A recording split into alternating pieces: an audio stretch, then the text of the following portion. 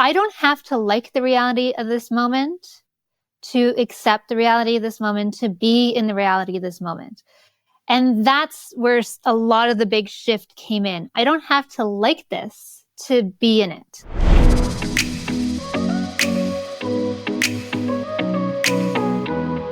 Hello, Charlene. How are you doing today? I'm doing well, thanks. How are you doing? I am doing so great, and I'm so excited to talk to you today. Welcome to Full and Thriving. I'm so happy to be here today. I'm really excited about some of the questions that you kind of let me know we were going to focus on. So. Oh, well, the second I, came across your work and you mentioned that you can help people transform their social anxiety, I was like, this has to happen. This woman needs to be a guest on the show. So I am so thrilled because I know that there are many listeners in my audience who struggle with social anxiety. They're always telling lies to themselves, like this person doesn't like me or this person's mad at me. And I love the fact that today we're going to be talking about how you were able to transform your social anxiety into confidence. So let's just dive right in. Could you please tell me a little bit about your personal and professional background? Sure. So my professional background is in the mental health field. So I had got my undergrad in psychology, and then I went off to a college program called Child and Youth Worker to work with kids and youth with mental health and behavioral issues. My social anxiety starts affecting my professional right there because I didn't apply to grad school because I was like, oh, I won't get in. Oh. So I didn't even bother applying. So I went off to college. I graduated. I started working with kids. I was working in the school board. I was working in hospital settings, group homes. So I had kids with developmental delays. I had kids with mental health issues that I was working with. Trained in cognitive behavioral therapy, still dealing with a lot of social anxiety. And then this is where the juicy bit comes in. And then one day I went to go see a movie, and on my way home, I was hit by a bus while crossing the street. Oh my gosh. That is, first of all, I'm so sorry that happened to you. And what a scary moment. Are you shocked? How was that for you? What was that like? So I have no memory of the accident. I vaguely remember bits of the night. I remember kind of getting ready to leave. And then next thing I know, it's like 2 weeks later, I'm in the hospital in the neurosurgery ward. I've had an emergency craniectomy. I have a traumatic brain injury because I was hit by a bus. The weird thing is I don't remember any of it, but everyone's like, you never asked what happened. So I'm like, I feel like it's there somewhere, but it was 11 years ago and it hasn't surfaced as of yet. So We'll just keep that door closed. But I was hit by a bus, which is a bizarre statement to make, especially when you don't remember it happening, but I was hit by a bus. And because of the injury, the brain injury, the surgeries, the doctors were very much like, so the work that you were doing, you can't do anymore. Like I was working with kids with autism. I was working with kids that when they would have meltdowns, they would act out, sometimes aggressively. And so they're like, yeah, you can't be doing this anymore. Like you have to find a new career. They obviously don't tell you, here's your new career path as they discharge you. But like I was discharged from the hospital. They had removed this piece of my skull to reduce the pressure on my brain and send me home. And with the plan of like for 3 months, there was going to be nothing over this part of my brain. So the swelling could go down and then they were going to put the bone back in, which they did. And, then everything was supposed to be fine, which it wasn't. I ended up needing 6 months after the accident, 3 months after they put the bone back, I was back in the emergency room having another emergency craniectomy because the bone had become infected and needed to come out again. Wow. That time it was out for a year. Now, you can imagine not having a bone over part of your brain is not a good thing. But because your brain's exposed in a sense. Yeah. Like I had hair, I had skin, like you couldn't see it, but it's more vulnerable. Mm-hmm. But it also sort of deteriorates during that time. Mm-hmm. It gets better when the bone goes back, but like during that time, like there's so many things, like you're weaker, your balance is off, your head is misshapen, your brain doesn't work the way that it used to. I mean, the brain injury also affects that, but like there's a lot of things that aren't good about having the bone out. And it was out for a year. Wow. And I was experiencing complications, which is why I was out for so long.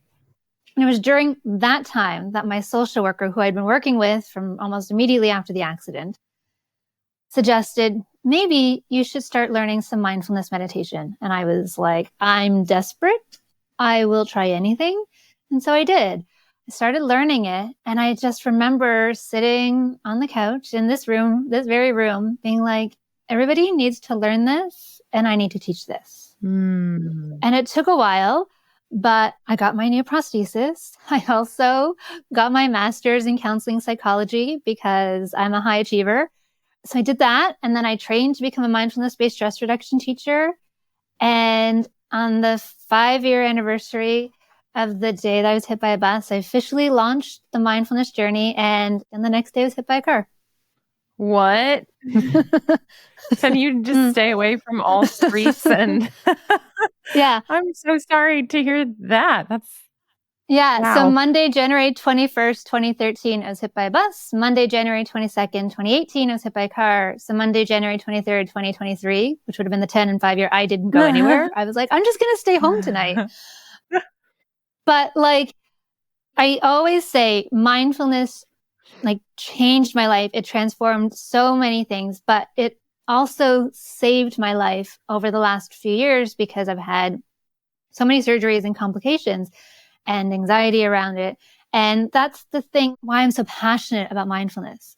It helped me to become more confident. It helped me to heal my social anxiety, but it also helped me to navigate like the really difficult, challenging things that life was throwing in my direction. Wow. Wow.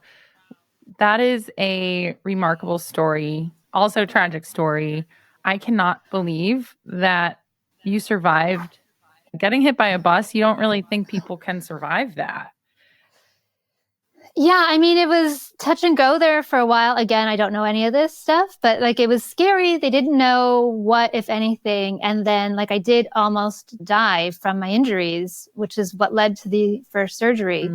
But like, you don't know. And the thing is, I'm still very much rebuilding from the first and the second and figuring things out. But that's what mindfulness helps because it's all about learning how to be with the uncertainty of life because nobody really knows. Like people say, you never know tomorrow you could be hit by a bus. I mean, it does happen, but you don't know. Nobody knows what tomorrow is going to bring. And somebody who's been through what I've been through, like I've had 2 bone infections, I've had 10 surgeries, 2 accidents, like it's a lot, but learning how to be with uncertainty has helped me to navigate that without so much anxiety because I literally don't know. This could all happen again.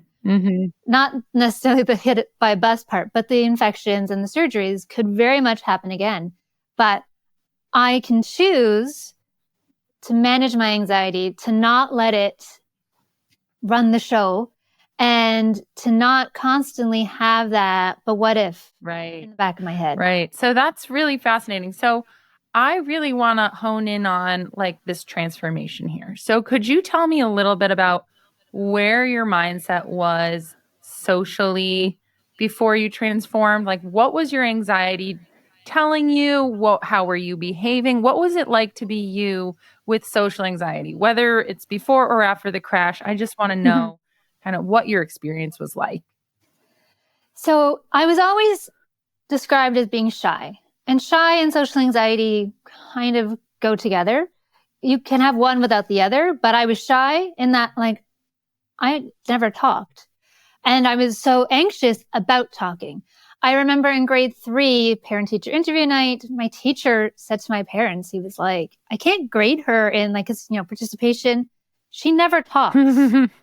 Like in grade 3, he was like, I can't get her. Like he would try and he would try to like, get me out of my shell, but like, I just couldn't do it. And I always struggled so much with talking to people, friends, family members, like not my parents so much, but like if we were out with extended family, like cousins and stuff, like I wouldn't know what to say. Like, how do you just talk to people? And I would see people who could just like talk. And I always just was kind of like, how? I didn't think it was possible. And I know that sounds so like, what do you mean? But like, for me, it was such a hindrance that like to see someone just confidently walk into a room and like approach was so like, I would have loved to have been that person, didn't know that I could be, didn't think it was possible.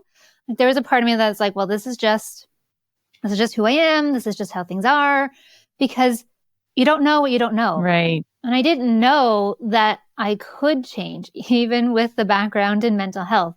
Like I knew strategies and stuff, but I couldn't get that piece of the puzzle. There was something I was missing and I couldn't figure it out. My friend, my best friend, tells me this story.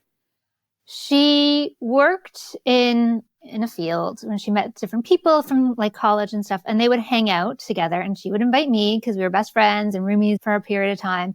So I would go out with them. And because I was shy, I barely talked to them. But like, I would consider them like a friend, but like, I just really had a hard time talking to people. And so like, they would invite me to things with her. Like if they were having a party, I'd be invited and we'd hang out together. And I thought we were kind of friends, but like, not like close friends. Like I didn't speak to them outside of this group. But they invited me once to hang out when she couldn't come. And I said yes. And I went and we hung out. And I very clearly remember being with them, like sitting at a table and having moments and being like, should I say this? And what if I say this? And will they think this is stupid? Like the constant refrain in my head over like overthinking and all the like, what if I say this? What if I say that? And after the fact, they spoke to her and they were like, you know, we didn't think that she was going to come. We didn't think she liked us. And she was like, no, she's just really shy. Wow. That's just Charlene. She's just really shy. They were surprised that I came, and like I came and I talked because like I don't talk much. I would mostly just kind of stand there. Like the same friend had to speak to waiters on my behalf before. Like it was debilitating. And when you live it, you know it, but you don't really know the difference until like now on the other side. I'm like, wow, I can do these things that I couldn't do before, which is wonderful. But like, it's bizarre how like, oh, there is a solution. There is a way to get out of this. Right. Wow. Could you tell me a little bit about what stopped you from talking? Was it a fear of being judged? Was it? Yeah. Was that mainly it? It was this intense fear. Like, what if I say something stupid? And like, I was bullied by people, and like my sister had a louder personality than I did. So she kind of always talked for me. Like people would talk for me. So I didn't need to talk, but I was too scared to talk. Like if my mom was talking to somebody and wanted to get her attention, like I would try to silently communicate. That's not like, people don't hear that, but like I would try to like, you know, telepathically communicate to people, like, come and talk to me, as opposed to going over to speak to them. And this is why, like, in hindsight, I'm like, oh, this is anxiety. I was so scared that even like sitting at home, like back in the 90s when we didn't have cell phones and could text people or stalk them on social media, like the idea of talking to the guy that I had a crush on was so like racing thoughts, sweaty palms, like my heart would be racing and I'd be sitting in my bedroom. In the 90s, it's not exactly as accessible to speak to people as it is now. Like I'd have to look them up in the phone book and then call. And that was never going to happen because I couldn't even call to order a pizza. Like I knew this wasn't going to happen, but I would still have the physiological reaction of like, I'm going to speak to this guy. He's not here. I'm not at any danger of actually speaking to him, but like my body didn't know that. Yeah. So you had a lot of those physical symptoms too, along with those thoughts. So thank you for sharing all of that. I'm sure it's so relatable to the listeners right now. How did getting hit by the bus impact this part of you? And I'm curious about how you were able to eventually start transforming. So in some ways it made everything worse because now I had a whole new series of anxious thoughts to deal with on top of what I was already experiencing. But then as I shared, like the bone was out for a significant period of time, like several times. and I looked different. And for somebody with insecurity, with anxiety, and I was self-conscious of how I looked prior to the accident. Like if I had a zit on my chin, I would be so self-conscious that everybody's staring at it, right? And nobody is. I realize this now, but at the time, like I'd be so self-conscious and uncomfortable that, oh my gosh, I have the zit on my chin and it's so big. And now my head is misshapen. Mm-hmm. And there were several people, not everybody, but a lot of people refused to look at me. And not like communicating this to me, but like when somebody's talking to you, but they're not looking at you and you can see it. A friend came to visit and she brought her husband, who I didn't know, but he, like the whole time, was visibly uncomfortable and like wouldn't look at me.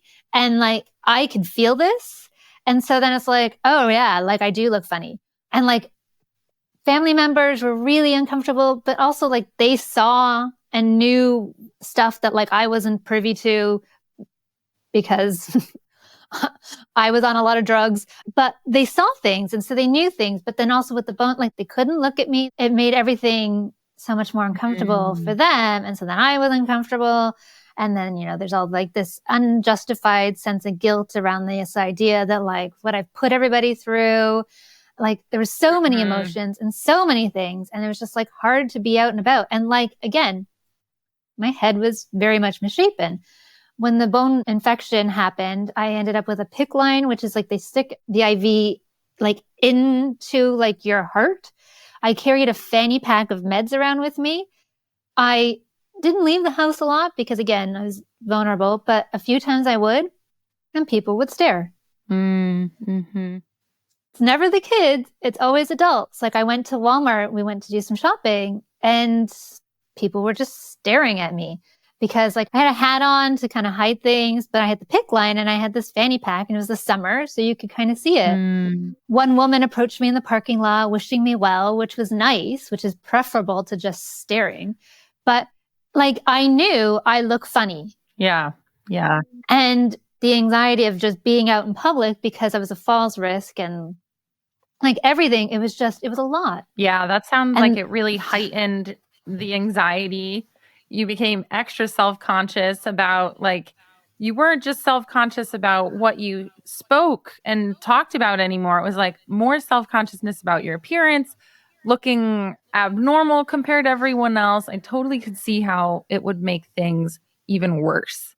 So what was the point where you realized it was time to heal and start kind of working on your social anxiety? So it was after the bone got infected. I had been working with a social worker for months at that point. We had thought that the procedure was going to happen around Christmas, and then it didn't. And I just basically kind of fell apart. I ended up going on an antidepressant for a while.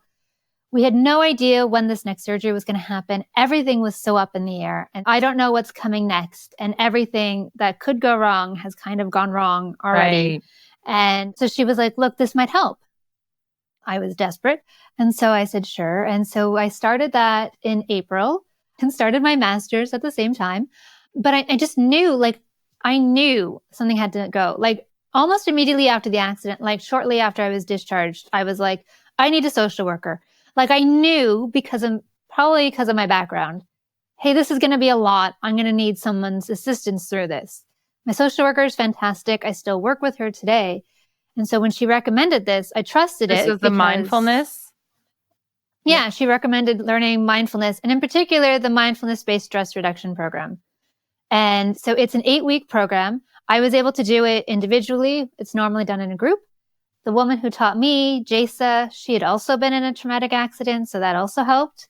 Like, so the two of us kind of bonded. We're still friends today. And it was just starting to learn how to sit with our thoughts. So we would meditate and I would do these practices and it helped a little, but I knew I needed to teach this. And it was when I underwent the training to be a teacher that the real shifts happened because I was doing the work like 12 hours a day for a week at a time. Like I was meditating constantly. my mom would accompany me because it was so soon after the accident. I had to go to the States from Toronto to do this. And I remember it was the second trip. So I was on my way through the program.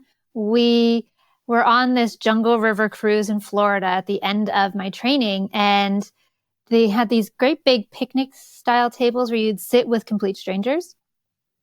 And I turned to the woman next to me and I struck up a conversation. And my mom was like, I almost fell off the chair. Who is this woman? And like, even on the trips, like I would talk about being shy and people were like, if you hadn't said that you were shy, I would never have guessed it. And I was like, I know, like, but I was. Like, I could talk to people. Prior to this, I wouldn't sign up for podcasts. Like, I wouldn't be here talking. I talk so much more than I ever used to. Like, I joke that people I went to school with probably don't know what my voice sounded like. Like, they knew me because I used to Irish dance as a kid, so they knew me as the Irish dancer. But like, I bet they don't even know what my voice sounds like because I never spoke. And now I never shut up. Oh my gosh. So I was an Irish dancer too, so that's funny. I sucked at that, but it's a different story.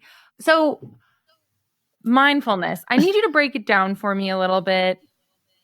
You mentioned like you took your training and suddenly like you started talking to people. What was in between that though? Like what about mindfulness made you start breaking out of your shell? So with mindfulness, we spend a lot of time meditating. And when you meditate and you sit and you pay attention to your thoughts, and we do it with this attitude of kindness, curiosity, and non-judgment. So Jon Kabat-Zinn created the Mindfulness-Based Stress Reduction program. He's written a ton of books. He speaks often about it. He's described mindfulness as paying attention to the reality of the present moment with an attitude of kindness, curiosity, and non-judgment.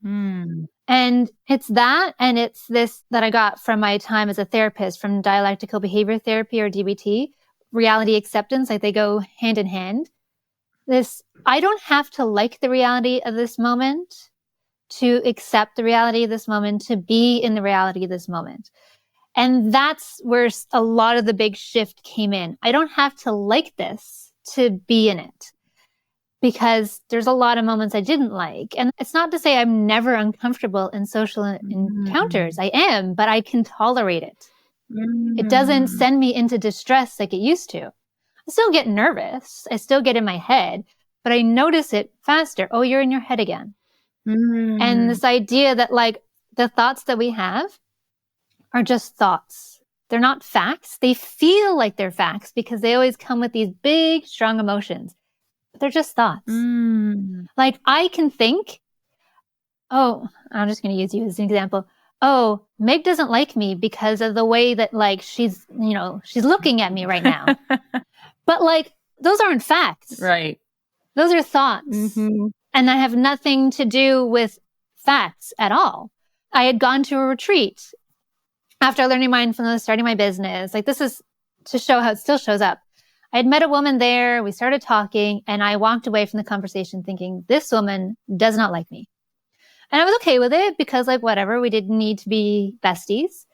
But I had signed up to have like a consult call with her. And on the call, she said to me, she was so glad that I had booked this call because she wanted to connect with me because she wanted to work together. And I'm thinking in my head, and I thought she didn't like me. And then sometimes the work is after the fact. And I was like, right. I thought that because of like the look on her face, the way she was standing, but like also this is day 3 of a retreat that she spoke at. Like she was probably tired. Right. And being tired, she would look exactly the same way as someone who I'm thinking, oh, they don't like me. I thought like, oh, she was bored. That's one of my things that the work has led me to recognize that I think I'm boring. So I'm always thinking that other people think I'm boring. And it's like, oh no, here it comes again. Because I was shy and quiet and I would read and people are like, reading is boring. So then I'm like, oh, I'm boring. And then it shows up in these moments. This is like the work is constant. Like, oh, here it is again. Oh, right. That one time that guy on a date said that this was boring. And now I'm like 2 years later thinking, oh, this person thinks I'm boring. And it's like, no, these are thoughts. So I feel like a lot of social anxiety is just jumping to conclusions about what people think about you and how they're feeling. And one thing that I like that you pointed out was that you hadn't put this woman at the conference into context the first time you saw her. Like, you just assumed her demeanor, the way she was behaving was because she didn't like you. But contextually, after practicing mindfulness, you were able to be like, oh, she just presented for 3 days. She was hosting this conference. She was probably really exhausted. And this was not a personal issue with me. Yeah. And I personalized everything. I was an overthinker, like not in this like egotistical, everyone's thinking about me kind of a way, but anxiety makes you think, oh, everybody's thinking and judging me. And they're not. Schitt's Creek is one of my favorite shows. There's an episode where David is going to get his driving test and he's really anxious about it. And Alexis says to him, people aren't thinking about you the way that you think they're thinking about you. And that's what mindfulness helped me to realize. Oh, this isn't a thing. Because I know that there are moments where I'm in my head about whatever, like with the friends who thought I didn't like them. And however I'm presenting, they're interpreting it one way, which isn't correct. And so creating that space, because mindfulness helps you, we talk about it, I call it the window of choice. It helps you to recognize that there's a space between the situation and how you can choose to respond. And I can recognize that there are alternative interpretations to a situation. And so when I notice my anxiety is telling me this is the answer, and then I can pause and be like, but there's also other possibilities. Like even take signing up to be on this podcast. You posted in the group, I responded, I filled out the form, and it took a while to hear response. And a while is a judgment. Right? Like, cause it's an interpretation of time. Cause 5 minutes can feel like 5 years when you're waiting for something, right? So it's not that like you took forever. You didn't. But like, I didn't hear instantaneously. And so anxiety can be like, oh, she doesn't want me on her show. And maybe you didn't, but obviously I'm here, so you did. But like, initially I'm like, oh, I guess she doesn't want me on her show. But without the emotional attachment that would have come before mindfulness. But you did reach out, clearly. But then I have the capacity and the bandwidth to be like, well, right, I'm pretty sure I'm not the only one that applied. So she has to go through the applications. And then like, you know, maybe the phone rang. Maybe she went to get something to eat. Maybe, you know, she worked.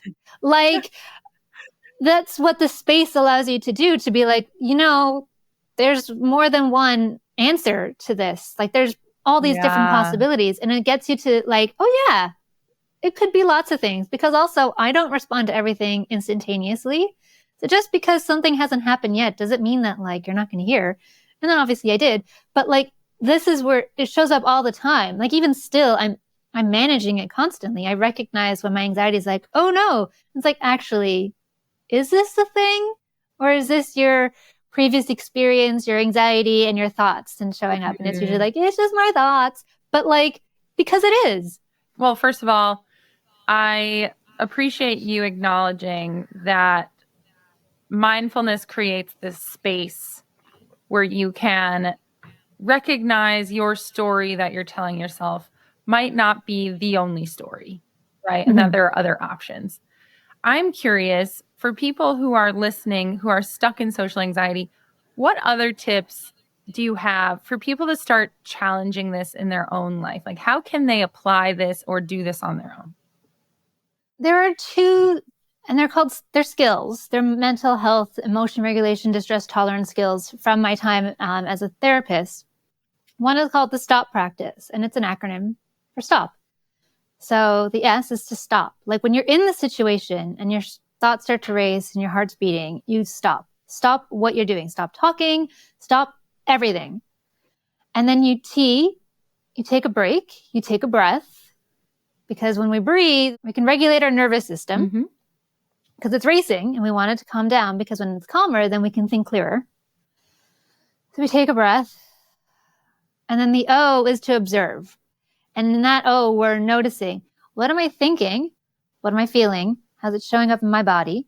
But we're also noticing and observing the situation. Where am I? Who am I with? What do I see on the other person's face, their body language? What are the words that they are saying? And noticing what is my interpretation of the words that they are saying, because they might be very different. And then the P is to proceed mindfully from that moment after taking in all this facts. And we do it factually. It's Charlene's arms are crossed. It's not Charlene's arms are crossed and that means she's angry at me. No, it's Charlene's arms are crossed. Like it's breaking it down to what can I factually, scientifically describe?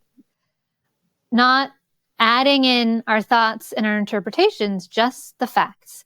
So the stop practice and checking the facts kind of go together. It's always checking the facts. What do I know in this situation?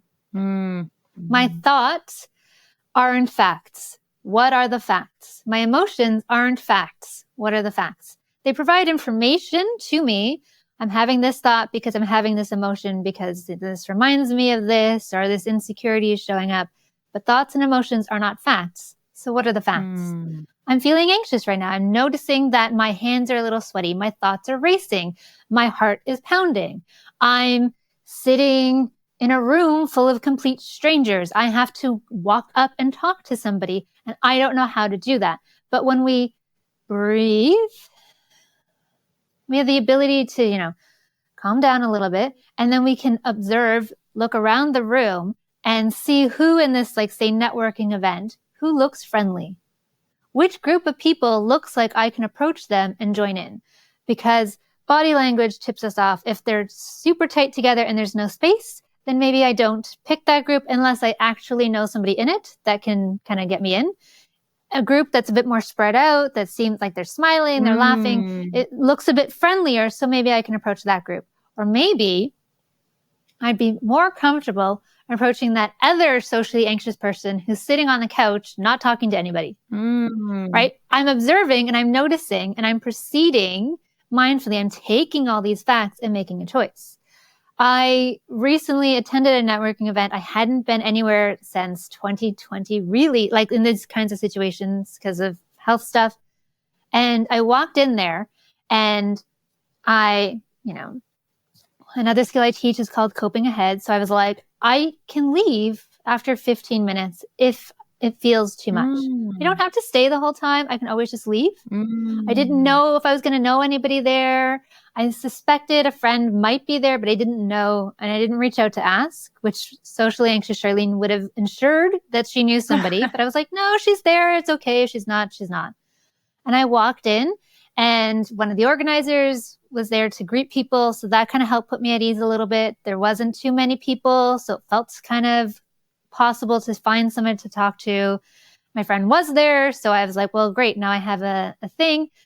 But you start small. Oh, this person's standing in line beside me waiting for a drink. I can talk to this person. I really appreciate the idea of giving yourself a moment to observe the room. And I like the context of a networking event because it's very relatable, right? It's like those are the events you're almost there to meet people and socialize and people you don't know and that you might not be comfortable with. Yeah. So looking around the room and perceiving or observing body language and thinking about the context too. This person's sitting alone. They're at a networking event.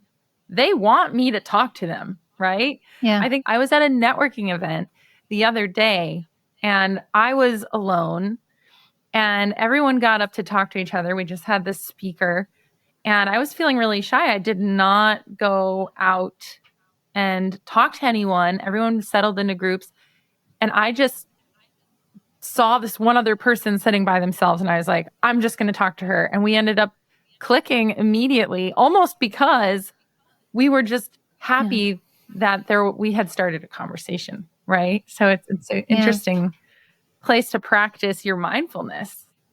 Yeah. And when I first started networking, I would go with a friend. My friend was like, come, let's go. You need to do this. And I was like, no, but I knew it was important. We know that networking is important.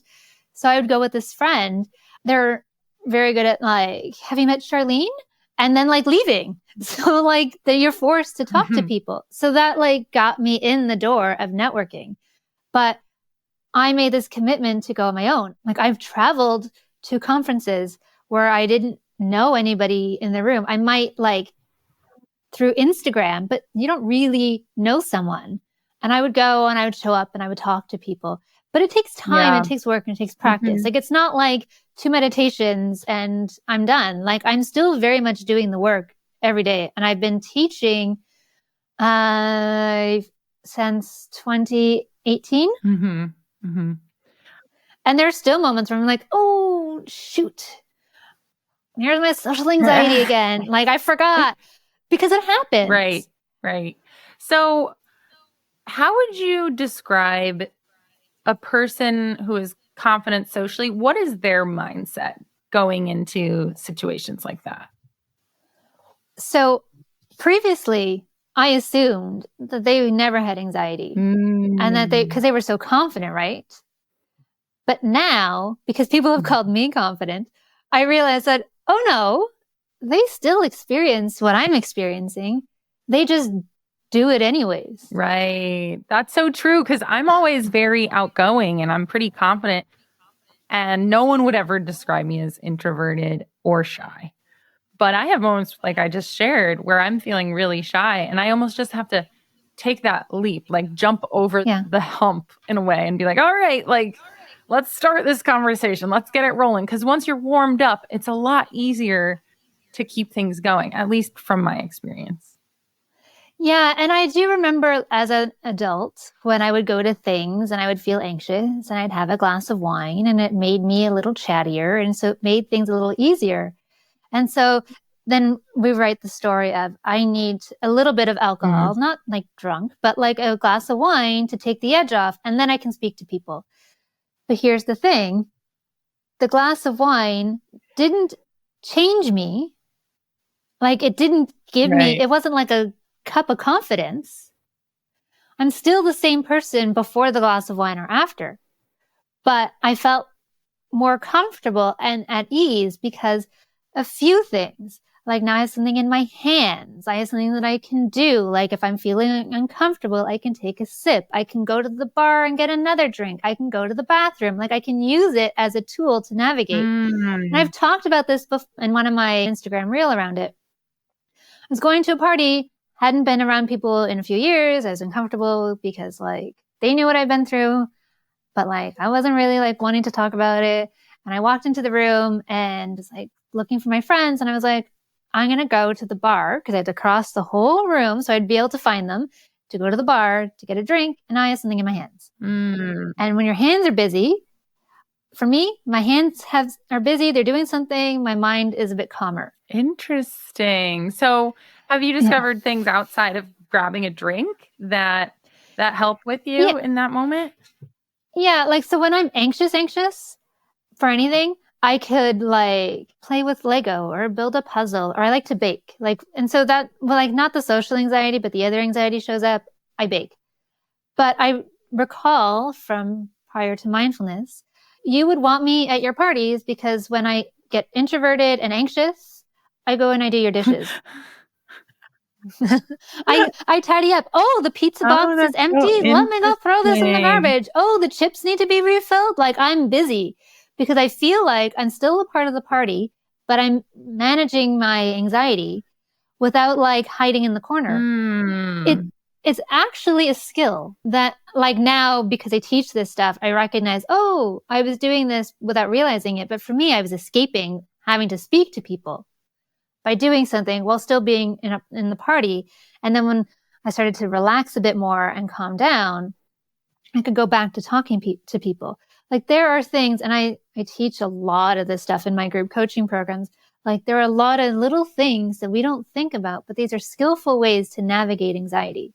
Wow. Okay. And it's important to have them all in your back pocket so you can pull them out. Because as I said, sometimes I get anxious. And so I might do a breathing practice. Nobody knows I'm doing a breathing practice because I'm not sitting with my legs crossed on the floor of a party with my eyes closed meditating, but I'm doing a breathing practice.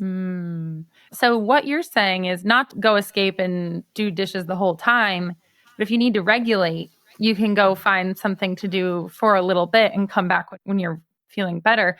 That's how I am too. Sometimes I have to take a step out and like call my sister for like 5 minutes or something like that, and then go back in to the setting. So I like seeing that as a skill of mindfulness because you're aware the anxiety is a little up. You want to cope in some sort of way in order to continue socializing and, being back in the present moment. I think that's great advice. So as we wrap up the show, a final question I want to ask you is, like, what wisdom do you have for someone who is a little socially anxious and want to transform more into a confident person? I guess the biggest thing is that if you want to do it, like, it is possible. It does involve work.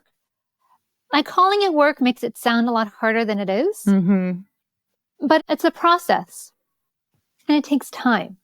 And it's a meditation practice, but it's also like informal meditation practices. Like, it's a practice. It's something I do every day. I am doing it right now. Like, I am not thinking about what's coming next or, oh my gosh, I said something stupid earlier. I'm here now in this moment with you, talking to Meg and to whoever's listening. And that is a huge shift because I used to be talking to you, but in my head, I was like, oh my God, that was so stupid. What were you thinking? And like, I've been able to calm this down. It still shows up. Like, if it shows up again, it's not that I'm terrible at mindfulness and I can't do the work. It's that I'm still doing the work. Jon Kabat-Zinn has been teaching this for like 50 years. He's still doing the work. Like, it's not like I meditated for 8 weeks and now I'm cured. No, it's not a cure. It's a method. It's a skill. It's a toolkit.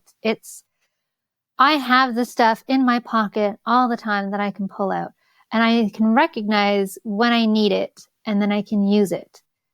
Some of the stuff that I talked about here seems so simple, and it is in theory. It's harder in practice, but with practice, you get better. I'll never be perfect, but the stuff that I can do now, like, I have my own podcast and I have an episode that's Shy Charlene could never do most of the things that I do now. Like, oh, I don't have to get that, but my phone's ringing. There was like clothes. I would wear like muted colors because I didn't want to stand out. And now, like, I'm usually in the brightest outfit. Ordering things in a restaurant. Like, I have intolerances. And so even just being like, hey, what are your gluten-free options? Doesn't seem like a big thing, but it is. At that retreat I referenced earlier with the woman who I thought didn't like me, on the third day, I was sitting with somebody new and we were having breakfast and I ordered an almond milk latte. Didn't think anything of it. The waiter left and the woman sitting next to me turned to me and said, wow, you ordered that so confidently. And I was like, it was just a coffee, right? But I had asked day one if they had almond milk to start. And she said to me, I can't do dairy either. So I usually just order it black because I'm too like nervous to ask, hey, do you have almond milk? So she'll just order a black coffee. And the shy person who couldn't speak to people, who like had to get my friend to send my steak back because it wasn't cooked well enough, was like, hey, do you have almond milk latte? Can I get an almond milk latte? Like, it's not a thing anymore. And everything was a thing. But it didn't go from I started meditating today and now it's no longer a thing. Like, we're talking years. And it's still, I have moments where like, well, that was dumb. And then I'm like, all right, but you're also never going to see them again. So who cares? Right? Like, I'm constantly doing the work, the inner work, the proceeding mindfully after the fact that like, okay, well, this happened and it's okay. It's not the end of the world. Right? It helps. Yes, I can see that. I think it's a really helpful reminder just to let people know that even after you have become a more confident person, you're still going to have those moments where you're checking yourself. You have to implement the mindfulness, and that's okay. It doesn't make you a less confident person. It sounds like an evolving part of who you are that might need work continuously. Yeah. So I guess with that, I just want to say, Charlene, thank you so much for joining me on the show today. I think the listeners have learned quite a lot, and thank you for sharing your story with, everything that you've been through. It's just amazing to see how you've transformed as a human, and it's really inspiring. I'm just very grateful. And How can people find your work if they feel connected to what you said today? Sure. You can find me on Instagram at the Mindfulness Journey. I have group coaching programs. I have one on social anxiety for entrepreneurs that's starting in May. So Ooh, exciting. You can find out information about that at themindfulnessjourney.com/social anxiety. Right now it's just a waitlist page, but it's coming soon. And I just teach this stuff everywhere. My podcast, Calm Amidst the Chaos, like I talk about this stuff there, talk about it on Instagram. Like, as I said, I never shut up. I can talk for hours, which is bizarre for someone who like never talks. This is the work. And this is like getting out of your head and getting into your life. This is what this looks like.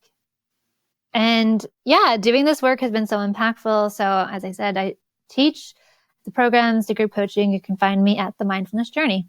Amazing. Well, thank you, Charlene. I hope you have a beautiful rest of your day. Thank you so much for having me on. This was a lot of fun. Yeah, it totally was.